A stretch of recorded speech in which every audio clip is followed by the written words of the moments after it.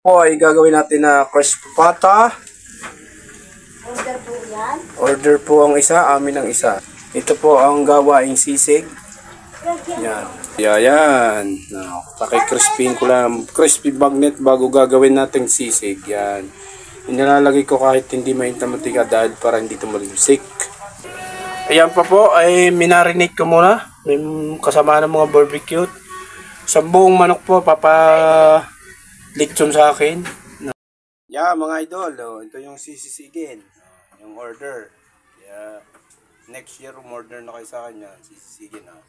Ginaganyan ko muna yan, crispy. Diba?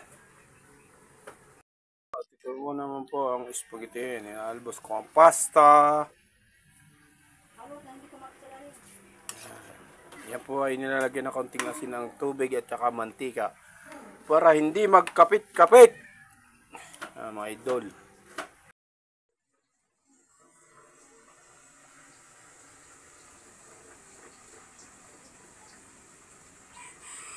Dahon kaya ang ating isa pa.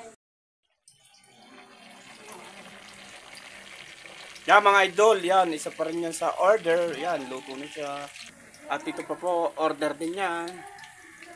Oh, diba?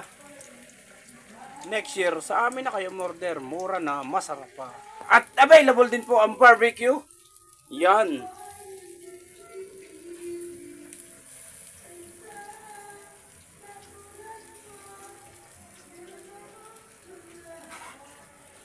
Para po sa order, ilalagay ko po sa link ko ang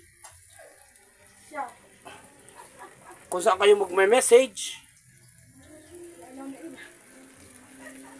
Yan po. Homemade barbecue. And then homemade chicken. Homemade crispy pata.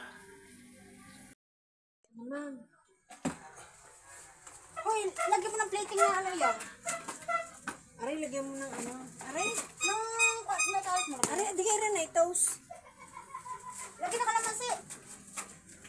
Aray, wala pa kalamansi. Dapat ipinasok na din yan.